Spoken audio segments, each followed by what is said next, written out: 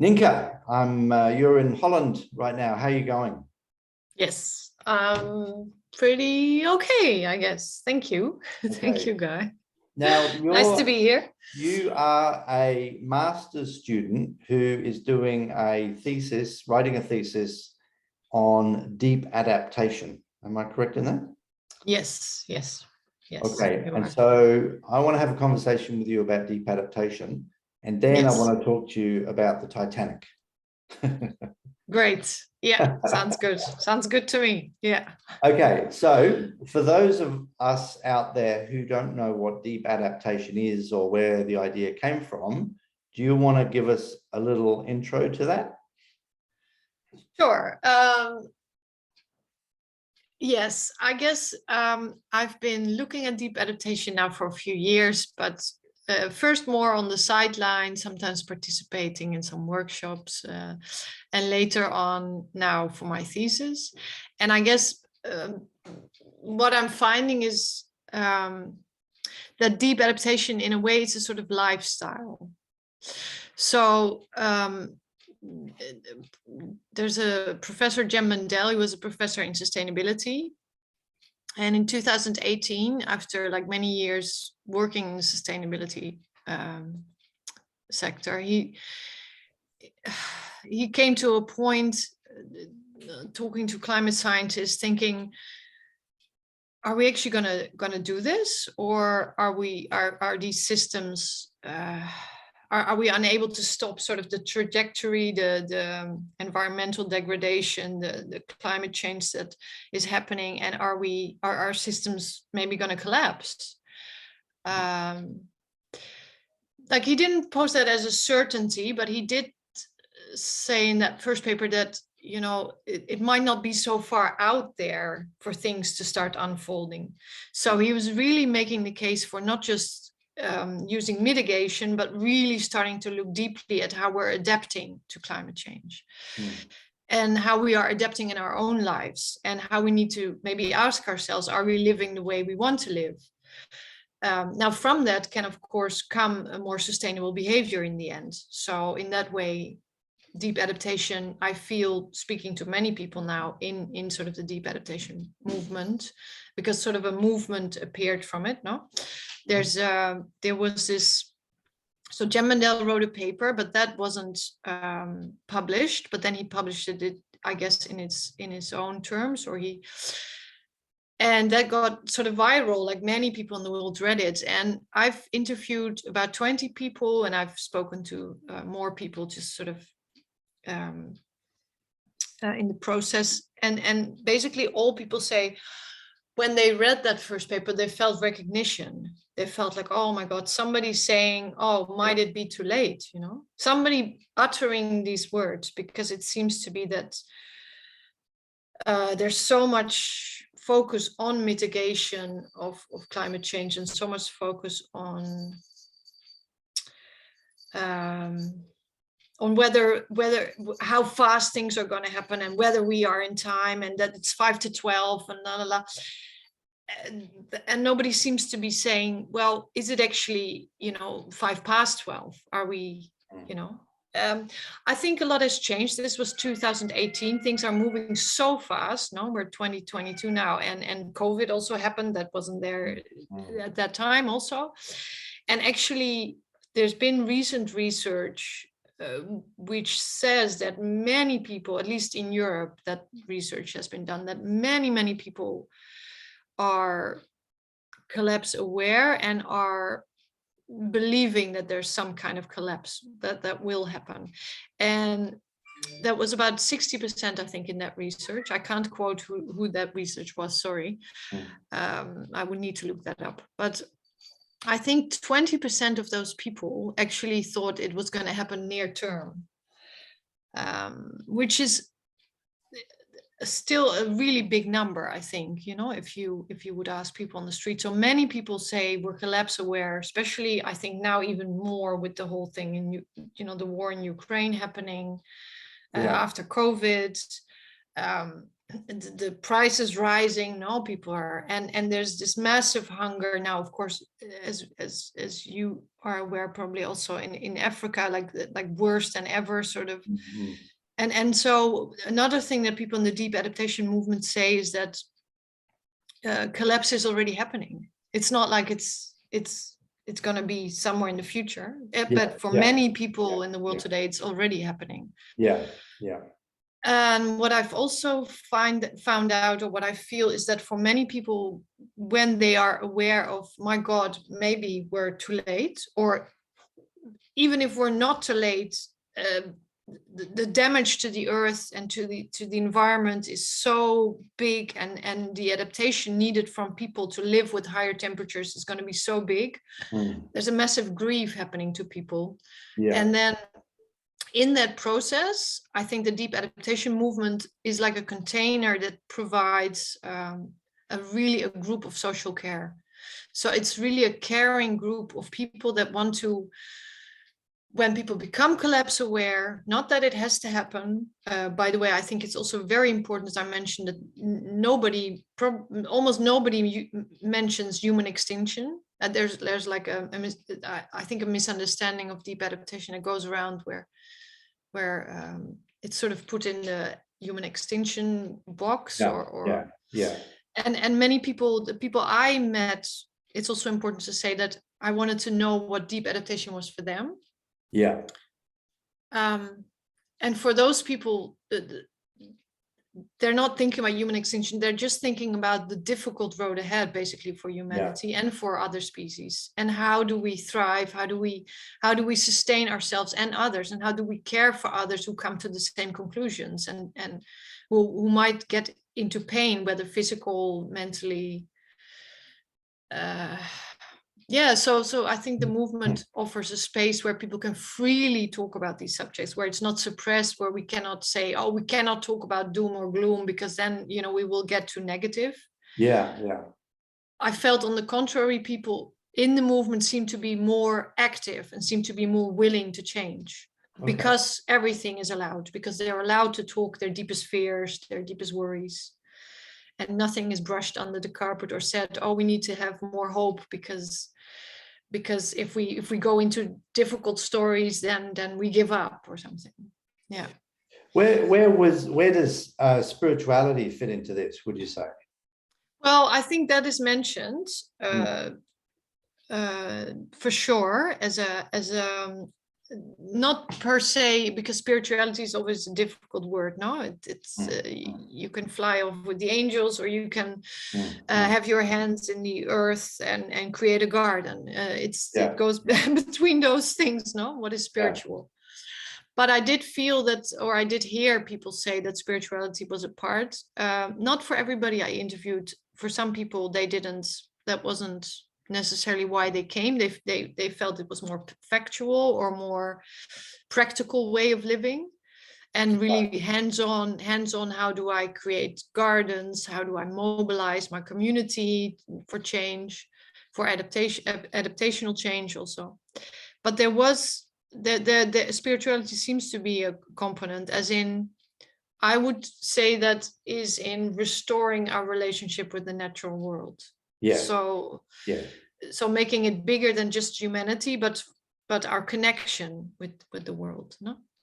Right. Okay. Yeah. So it's sort of like the wake-up call that calls upon us to recognize our innate spiritual connection to nature that we've lost through our Western culture.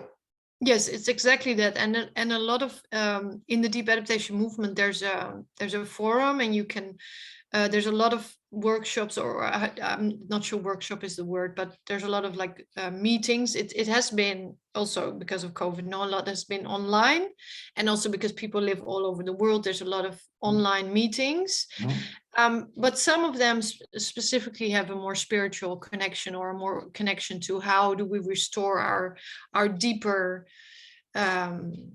feeling for the earth, and in that way. Through that, we might be able to create more care also. And in a way, it's like Joanna Macy. They use a lot of, I think, from the work that we connect from Joanna Macy, who's really about this love that we can have, you know, for our surroundings, and that love is spiritual, if you would call it like that. No, it's not mechanical, it's not technical, it's not economical. Mhm. It's sort of life force. It's what sustains us. And I think the transformation that deep adaptation also is hinting at is going back to that, to that species that we were and that we are originally, in connection with everything. Now it's like Gaia theory also. It's we're connected to everything. And if you can contact that connection yourself through meditation, often helps, or through deeper inquiry, mindfulness practices. There's also a quality that can appear in life, which I'm hearing from people in the deep adaptation movement, that actually gives them sort of courage to go on, even though it's difficult times, and also gives them a broader sense of meaning and of care. But also for themselves, no, a broader sense of meaning, of just having a play in this web of life, basically. If that makes any sense. That term meaning comes up a lot as one of the sort of entryways into a conversation about spirituality. Is that, you know, one of the spiritual aspects is what we see as the meaning of our life, whether we think it's been imposed by others or something that we've created. And I understand how having a deeper awareness of collapse and what's necessary to survive it would help to stimulate people to find meaning in their life, to be, have meaningful lives, helping others and sharing the news and speaking and so forth. I mean, it's when somebody contracts a very serious illness, no, or even on a like that you hear from doctors that it's not curable anymore. I mean, people go through a huge transition from that. Not all people, of course. And I think also that's important to say that I think people that feel drawn to deep adaptation also have dealt with, are looking at these issues in themselves. Can I cope? Can I cope with difficult news? And if I cope with it, how do I respond to it? And how do I care for others who might not be able to cope with difficult news? No? So I'm not sure if deep adaptation, it has to be, in my opinion, it has to be brought very gentle, because if people are not, you have to be emotionally capable to hold really difficult news. And if you're not, like somebody who's dying of a disease, you could stay in denial, of course. I think that's where a lot of humanity, or Western humanity, is, at least in some part of denial, because of the inability to cope with difficult news and pain, basically. And look, that is part of our culture. There's a phenomenon called the Cassandra effect, which is something that's inbuilt into humans, that we are disbelieving of bad news, and we don't like to we don't like to hear it, and so the bad news builds up and up and up and then breaks through the door. And then, of course, like you're saying, that some people that just aren't able to emotionally accept what you and I would accept, having a scientific understanding and having read deeply into, you know, what's projected and how the structure is working. That we've gone through the phases of it, that we can deal with it now, where you bring the average person in from the street and you sit them down and impress upon them that you know what you're talking about, and then tell them this stuff, you know, meltdown. And I think that's where what you're saying is that the deep adaptation movement is a social safety net for people to have those conversations. Exactly that. It's a social safety net, and it's also a place, if you're in grief, in a way, dealing with difficult emotions on your own is almost impossible. You know, it's really, that's like, how do you say, that's torture. If you go through difficult emotions, be it collapse emotions, be it, I mean, now people, Europe with this enormous heat wave, people are getting worried, they're afraid, they're literally in physical or mental despair sometimes, because of, you know, worried about the future, young people being worried about the future. And if there's no holding space for all these emotions, if you're not held, I mean, most people have gone through grief in their lives. If you have to do that by yourself, that work, that's torture. It's you need a loving space that holds you. And I think that deep adaptation really wants to offer that, and also that's possible. And what I want to mention is that I've been looking and comparing at the latest IPCC report on adaptation. So I've been comparing that with what I'm seeing happening in deep adaptation, what I'm reading, and what IPCC is telling about deep adaptation. And for me, what is so striking is that where maybe the IPCC was sort of catching up still to that point, they use now a lot of the same language that is actually used in deep adaptation. So the IPCC is talking about, we need a transformation, we need a change of meaning giving, we need to listen to indigenous people, we need to listen to other ways of knowledge. We need to, it's really calling for a transformation of our societies. And it's also, in a way, it doesn't put it bluntly, but it does say, if we don't change our current trajectory, then there is a possibility of societal collapse. So the language is almost, the words emotions are maybe not so much used in the IPCC because it's still sort of stark, scientific written, no? And I guess science doesn't, But even, I just found that striking, that they seem to be meeting each other. And that IPCC seems to be almost calling for groups and for people to start to adapt and to take that on board and to do something with that. And they have a huge section on mental health also. On how we need supportive structures to help people there. All right. Hey, listen, I've actually there's a deadline on my screen here. This thing's going to turn off in just short of a minute. So can we just wrap up in a minute? And actually, let's just wrap up now, and we can come back and have another conversation. Just by saying thanks very much for that. When are you supposed to be submitting your paper? End of September. Oh, okay. So it's coming up soon. It's coming up. Yeah. Okay.